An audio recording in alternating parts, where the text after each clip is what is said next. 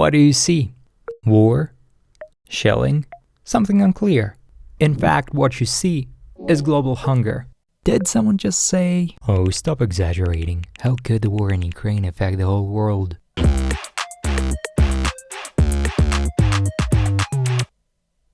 Well, here are the mere numbers. In 2021 and for many years before, Ukraine has been the second largest supplier of grains for the European Union. So if you ever heard of Ukraine described as the breadbasket of Europe, that is why. Since February 24th, Russia has been doing everything to keep Ukraine from getting its grain to the rest of the world. The Russian occupiers have blocked Ukrainian silos, stolen the country's grain, and torched its wheat fields. Looks unfriendly.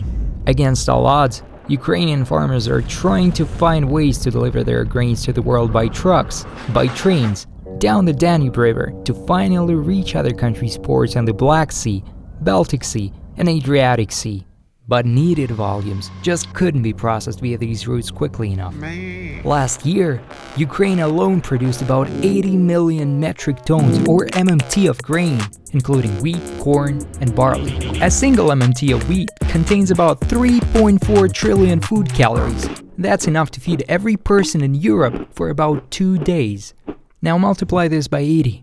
These food supplies are enough to feed more than 400 million people for almost half a year. Oops. In 2022, Ukraine could harvest and ship less than half of that. No. Sure, the world can make it up. If the population of a country like the UK will stop eating for 3 years. Yikes. Is someone saying, well, there are so many other things to eat? Sure. By the way, these escargots on your plate are from Ukraine too. Ukraine exported 844 tons of raw snails to the European Union in 2021.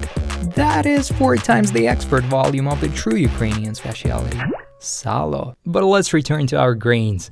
Of course, not everything Ukraine produces is intended for export, and not all the export is intended for Europe. The main importers of food from Ukraine are countries in the Middle East, Asia, and North Africa. This, according to United Nations Secretary General Antonio Guterres, means that Ukraine alone provides more than half of the World Food Programme's wheat supply. Their breadbasket is being bombed. Do you hear that too? These are the sounds of tropical deforestation provoked by sourcing palm oil, the closest alternative to sunflower oil, a commodity Ukraine has been the largest world exporter for years, with China, India, Netherlands, Spain, and Italy heavily relying on it. Now all these countries need to opt for less healthy and less sustainable substitutes. But we love forests, and we want them to stay. Every day, Ukrainians are doing everything they can to stop all that and change things back to normal. Support our efforts.